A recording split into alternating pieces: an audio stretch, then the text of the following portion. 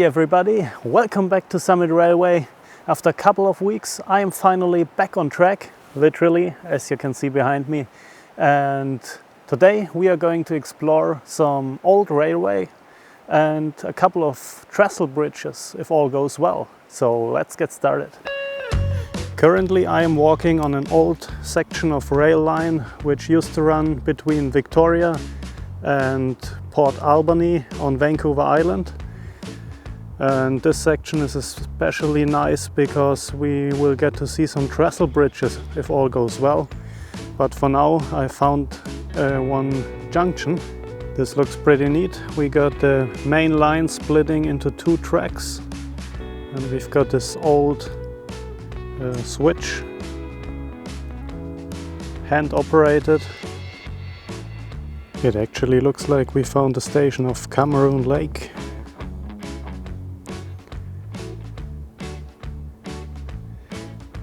But there is not much left of it.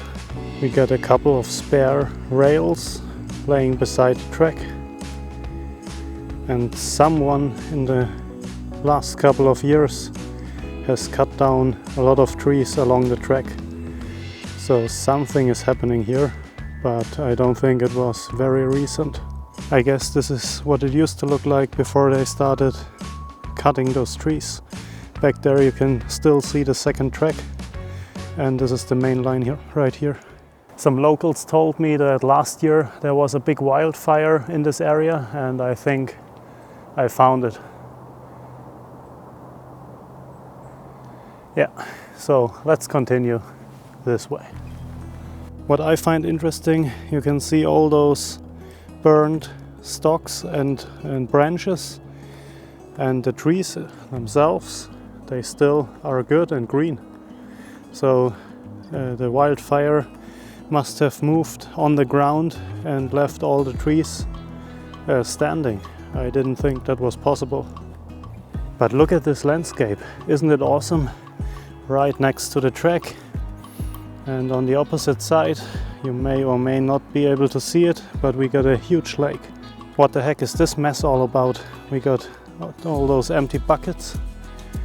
And right here we got some pieces, lashes to lash the track, and some other huge metal pile with track pieces, all next to the line which is up there. I really think that this line needs some attention. My chart tells me that we are about to hit the first trestle bridge. I'm very excited. That sucks, big time. Seems like the wildfire hit the trestle bridge and burned it to its bones. There's nothing left beside the tracks. Oh no. So much for the excitement to hit the bridge, but I won't give up. Let's continue to the second bridge. Maybe it has survived. Once you think you made it in life, there is the next obstacle. This is also burned to the ground, but a little more of the basic structure is left. But it's a really sad view. That's not a sad view, that's awesome. That tree must have had some real inertia coming down the hill, because it misplaced the track by about 1 meter, I guess. You can see right here, that's where the tie used to sit, and that's the start of the tie today. Well, we're coming up on the next trestle bridge. You can see it back there, but it doesn't look good as well. Oh yeah, it doesn't look good, boys. And maybe some girls, who knows. Completely burned. At least it's standing upright, but this is absolutely trashed. Obviously using the bridge isn't gonna work, so I need to pick my way through the woods in the hopes that I can climb up the other side after the bridge.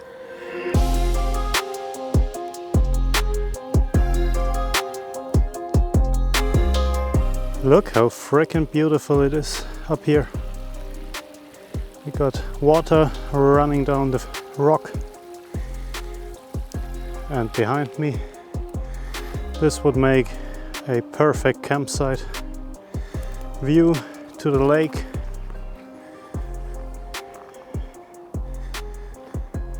It's a shame I didn't bring my tent. Awesome. Alright, second burnt trestle is behind me, and now we should get to the third one, and this one is still intact because I've seen it from the highway on the other side of the lake. It seems to be the biggest trestle on the line, and it's still standing there without any burn marks. At least that's what I think. So let's continue down the track and find this trestle. I really hope I didn't promise too much. There are still burned trees laying across the track, and we are right ahead of the Trestle Bridge. So I really hope it's still there. A little bit of track maintenance needed right here as well. Nothing but air underneath the tracks. This view is just stunning. Have a look at that.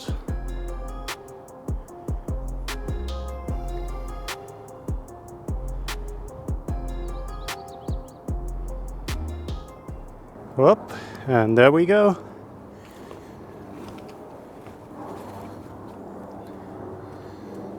This trestle seems to be intact.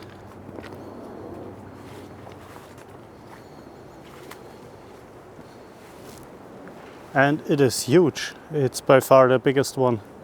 Wow, look at that.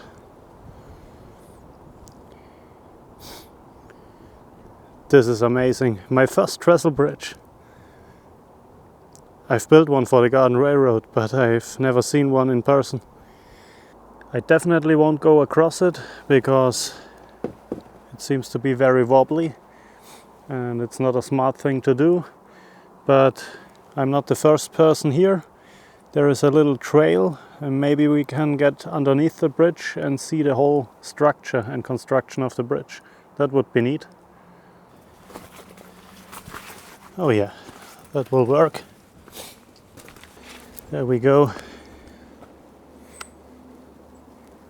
Lots of trees growing underneath it, but the whole structure is still where it's supposed to be. This is huge.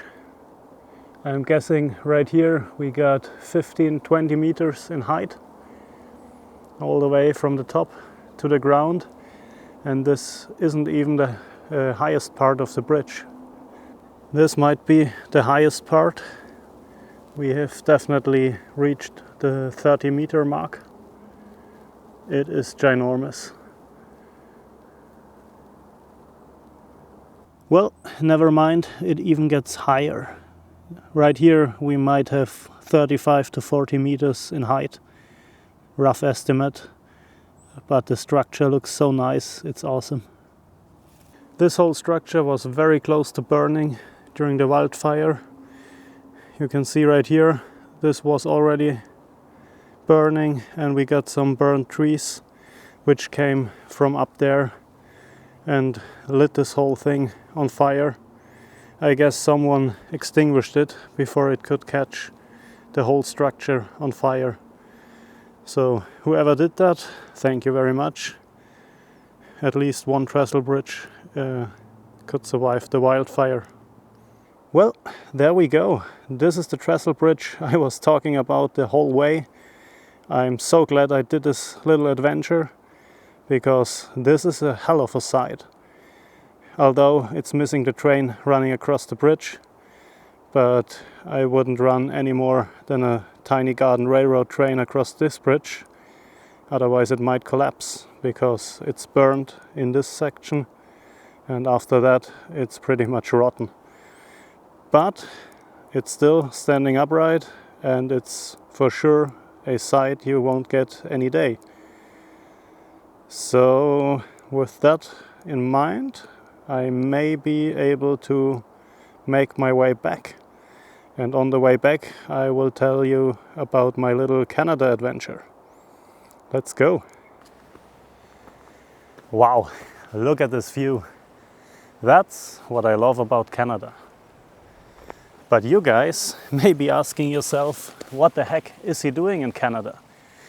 It's not just holiday, it's not just pleasure. I'm able to work here in Canada for the next 8 months. I guess right now there are 7 months left because I'm 1 month into my journey. And I will be working here. I will travel the country as much as I can during that time. And we will get to see some nice Canadian railroad stuff as well, at least I hope. And that's where I have to ask you a favor. If you have a garden railroad or a large-scale railroad, or you know somebody who has one, you can get in touch with me. I will put the email address in the description of this video. And if you get in touch with me, we may be able to meet at some point during the summer and make a nice video about your railroad. And that's basically all there's to say about that. I will be here for 8 months, and in November I will be back to the usual program. I will continue building my garden railroad as you're used to see on this channel, but with a whole lot of new ideas, I guess, because I've seen a lot of stuff which I'd like to incorporate in my garden railroad just today and the past couple of days. And yeah, that will be awesome. So no worries, Summit Railway will be like you are used to in a couple of months again, but for now we will do some other stuff and enjoy the Canadian wilderness. That's it. I hope you have enjoyed this little experience and adventure down the track to the Trestle Bridge, and we will see us in the next video. Bye!